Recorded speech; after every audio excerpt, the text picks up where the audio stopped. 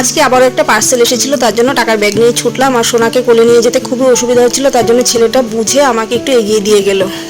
এই যে দেখুন চলে এসেছে একটা বেডশিট। ভেবেছিলাম ট্রাইপড অর্ডার করেছিলাম, ট্রাইপড এসেছে, কিন্তু এসেছিল বেডশিট। সে যাই হোক, চলুন বেডশিটটা আপনাদেরকে খুলে দেখাই।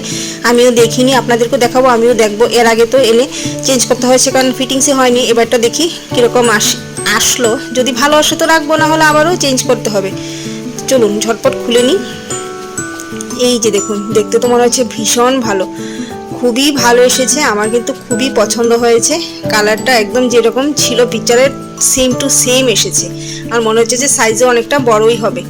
চলুন এবার ঝটপট ফিটিংস করে দেখিনি যে ঠিক আছে কিনা। আর পিলো কভারগুলো কিন্তু দুর্দান্ত এসেছে। আর পিলো কভারগুলি ছিল পিঙ্ক কালার, আমার ভীষণ পছন্দ হয়েছিল। এই যে দেখুন, বেশ ভালো কিন্তু। চলুন এবার ফিটিংস করে দেখি যে কীরকম হয়েছে।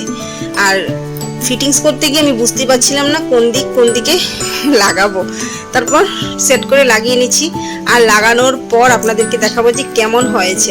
আমার কিন্তু ভীষণ ভীষণ পছন্দ হয়েছে। যারাই ভাবছেন যে ম্যাট্রেসের এই ধরনের ফিটিংস বেড কভার নেবেন, তারা চোখ বন্ধ করে এই ধরনের নিতে পারেন। একদম পুরোপুরি ফিটিংস হয়ে গেছিলো জানেন।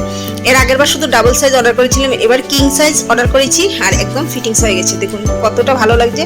এবার বালিশের কভারগুলো লাগিয়ে নিয়েছি। এই যে দেখুন ফাইনাল লুক, এত সুন্দর এসেছে। যারাই ভাবছেন এই ধরনের বেডশিট কেনার কথা, তারা চোখ বন্ধ করে নিতে পারেন। খুবই ভালো, পিওর কটন নয় কিন্তু বেশ ভালো। এই ধরনের বেডশিট ধুতেও অনেক সুবিধা, ইজিলি শুকিয়েও যায়।